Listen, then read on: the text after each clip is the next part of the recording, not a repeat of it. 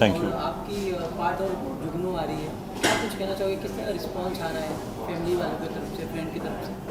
बहुत अच्छा लग रहा है लोगों को। टीज़र टीज़र लोगों को बहुत अच्छा लग रहा है। टीजर फायर को फ्लाइज का 5 मिलियन व्यूज मिल गए। या सो अच्छा लग रहा है बहुत कि अप्रिशिएट हो रहा है, और उनकी उत्सुकता इस सीरीज़ को लेकर बढ़ रही है। और 5 मई को रिलीज़ होगी, तो आशा करता हूँ कि सब लोग देखेंगे और इन्जॉय करेंगे, क्योंकि एक क्लीन फैमिली फिल्म हमारी अपनी भारतीय रूट्स के बारे में, और बहुत ही खूबसूरत एक, और वीएफएक्स है इसमें, तो बहुत मज़ेदार एक पूरा इसका पैकेज है। तो मुझे लगता है ऑडियंस इन्जॉय करेगी। और साथ ही आपको किस तरह रिस्पॉन्स आ रहा है?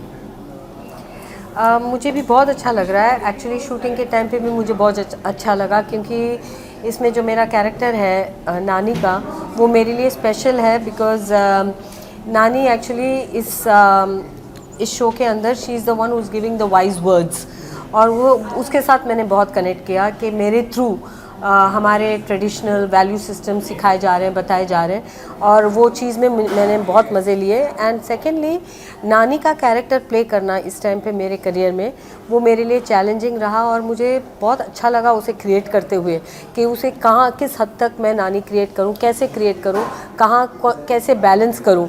Because I don't want to go to that old नानी, क्लीशेड नानी, और उसको किस तरह से प्रोजेक्ट करना है वो क्रिएट करने में मुझे बहुत अच्छा लगा, चैलेंजिंग लगा।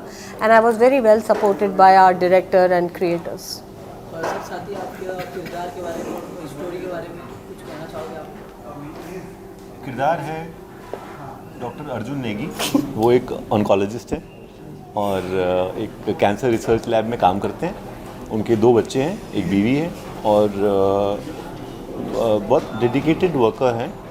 और कहानी जो है वो एक मिस्टिकल, एक ऐसी जगह की कहानी है जहाँ से हमारा कल्चर, हमारा हेरिटेज जुड़ा हुआ है, और उसे बचाने की कहानी है। साथ ही बात करें स्क्रिप्ट की, जो आपने कितना टाइम लिया हाँ करने के लिए?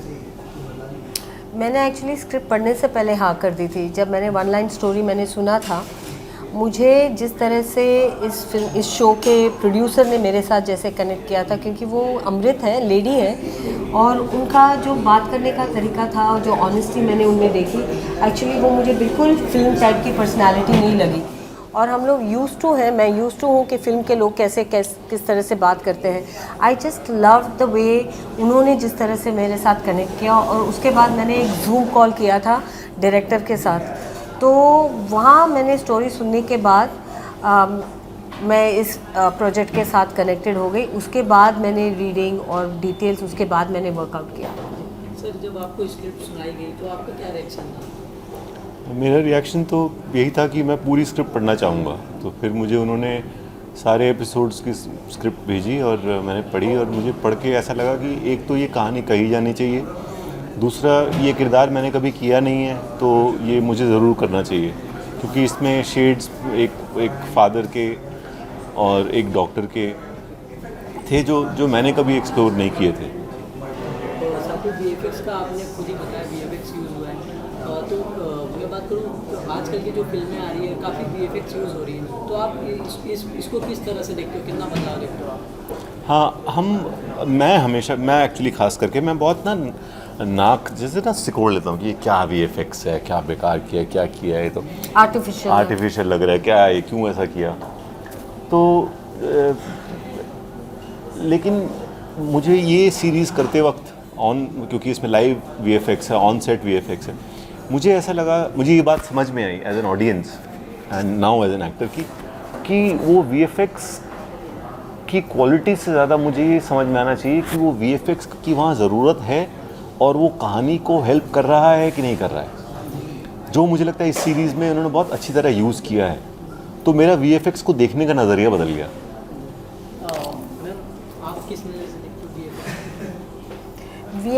वीएफएक्स जब यूज़ होता है तो बहुत डर लगता है, क्योंकि हमने हर टाइप के वीएफएक्स दूसरे प्रोजेक्ट्स में देखे हैं जो बहुत ज़्यादा डिटेल में काम करके एकदम सोफिस्टिकेटेड होता है, और कभी कभी it is very cheaply done and not nice, artificial लगता है। तो जब VFX की ज़रूरत होती है कोई भी प्रोजेक्ट में तो थोड़ा सा मैं टेंटेटिव हो जाती हूँ कि will we be able to create क्योंकि we are now very connected to the western world. हम वहाँ के हैरी पॉटर और वैसे वैसे सीरीज़ देखते हैं where the VFX is really of high quality. So when we are using, and I'm always very tentative to see whether we are going to be at the right notch. I think in this, like Priyanshu exactly said, कि हमने यहाँ over use of VFX हर जगह हर बात पे नहीं की। It's very natural जगह पे यहाँ पे बहुत सारी चीज़ें शूट हुई हैं, नेचुरल लोकेशन में थे, रियल केव्स में थे, रियल माउंटेन्स में थे। तो हमने वो सारी चीज़ें नहीं क्रिएट करा इस शो के अंदर जो you know just to show something. I think it has been very correctly used, sparingly used to show the magic and mysticism. So I think how much you've used and where it has been used makes a difference, and I think we've done that right here. Sir साथ ही बात करें location की, तो location बहुत important होता है हर जगह। आपने कितना एंजॉय किया? मैंने तो बहुत इन्जॉय किया, मतलब आई एम एक्चुअली इतना इन्जॉय किया कि I am feeling to the point of feeling guilty कि मैं काम करने गया हूँ, इतना इन्जॉय नहीं करना चाहिए लेकिन I did and you know everything you know it took me back so many years, you know Shimla mall road and जब भी डे ऑफ मिलता था वहाँ चले जाना या किसी कॉफ़ी शॉप में चले जाना, तो वॉक्स पे चले जाना, you know the weather supported us, it was so beautiful, the food was amazing, so the whole experience was you know fantastical and then you know by God's grace to have you know such beautiful co-star like Madhu ma'am and everybody else, I mean so it's really amazing. Ma'am, actually I want to talk, इन्होंने coffee shop की बात की, mountains की बात की, all that was fantastic, but for me it's the people and मैंने यहाँ बहुत सारे एक्टर्स के साथ पर्सनल कनेक्शन बनाई है and with Priyanshu he can never keep anybody sad. उनके साथ आप बैठे रहो, हंसते रहते हो, बिकॉज वो खुद भी अपनी खुद की कंपनी एंजॉय करते हैं, वो हंसते हैं, वो अपने दिमाग में पता नहीं क्या सोचते रहते हैं, he is finding everything funny. So when you watch him, उनके कंपनी में आप दुखी नहीं रह सकते, आप हंसते रहते हो। Then there is one gentleman, आज वो नहीं है, हितेश भाई। I connected so beautifully with him, इतनी डीप और स्पिरिचुअल बातें हमने उनके साथ की। देन देर इज़ जोया जो मेरी फ्रेंड बनी रही पूरे आउटडोर स्केड्यूल में। हम दोनों लड़कियां चली जाती थी कॉफ़ी शॉप में और अकेले वॉक पे, एंड द होल यूनिट, मतलब बच्चे थे उनके साथ। मैंने काफ़ी सारी रील्स बनाई इंस्टाग्राम के लिए। So this whole thing of just the people, you know, क्योंकि मुझे अपने घर से दूर रहना मुझे नहीं अच्छा लगता, मैं डिप्रेस हो जाती हूँ, मुझे होम सिकनेस होती है, मुझे हमेशा घर जाने की रहती है, like I want people to pack up ताकि मैं घर जाऊँ। But in a place like this when you connect with other people nicely, फिर मैं इतना नहीं मिस करती अपना घर, और मुझे अच्छा लगा। So more than everything else, so हमने एक्टिंग भी की, अच्छा रोल किया, वो सब कुछ ठीक है, बट मोर देन दैट जो लोग मुझे इस शो के अंदर मिले, they are like really close to me and I connect with them from my heart.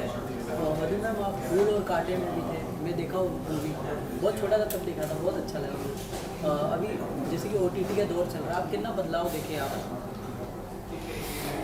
हाँ, OTT में मैं ये सबसे ज़्यादा ये चेंज देख रही हूँ कि जी, अभी हम ना एक टिपिकल रोल के उस दायरे में नहीं बंधे हैं, हम कुछ भी रोल प्ले कर सकते हैं। अभी जैसे इस शो के अंदर मैं नानी हूँ, किसी दूसरे शो में मैं इंस्पेक्टर बनी हूँ, you know, I'm just playing so many different characters. So as an artist I'm exploring more of myself, or and it's very interesting as an artist to be there at this time. और मुझे हर role के पीछे I feel very authentic, मुझे नहीं लग रहा कि मैं कहीं भी कॉम्प्रोमाइज़ हो रही हूँ, and it is not because of the length of the role, it is because of the quality of the role, and वो करने की freedom इस OTT की वजह से I am experiencing that.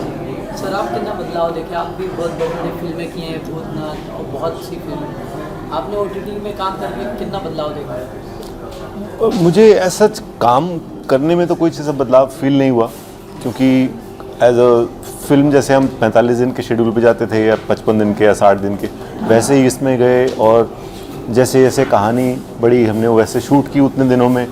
उसके बाद इन लोगों ने एडिट किया और उसको किसी ने 6 एपिसोड बनाए, किसी ने 8, किसी ने 10। तो मुझे एज एन एक्टर तो कोई उससे कोई फ़र्क नहीं पड़ा, क्योंकि फॉर्मेट चेंज नहीं हुआ, फॉर्मेट तो वही रहा काम करने का।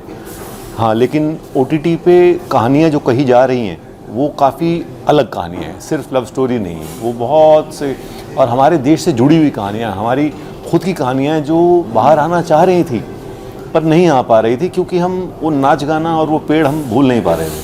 तो अब कम से कम वो स्कोप है कि नए डायरेक्टर्स, फ्रेश एक्टर्स, फ्रेश कहानियाँ जो दबी हुई थी वो अब आएंगी और लोग देखेंगे, सराहेंगे, अपने देश को जानेंगे, अपनी कहानियों को जानेंगे। तो OTT ने ये बहुत बढ़िया काम किया है।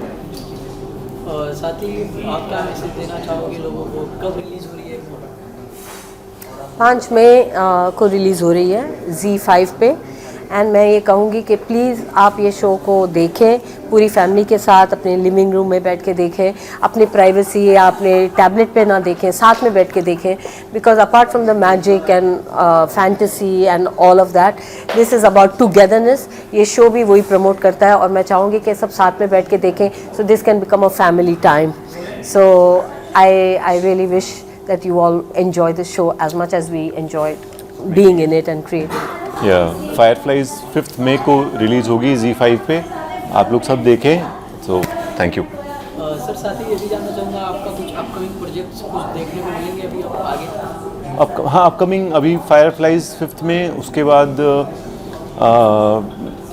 यहाँ पर हम अलाउड नहीं, क्योंकि हम ZEE5 को प्रमोट कर रहे हैं और ZEE5 के शो को प्रमोट कर रहे हैं, तो किसी और प्रोजेक्ट को लेकर बात करना यहाँ ठीक नहीं होगा। Thank you sir, thank you so much. Thank you.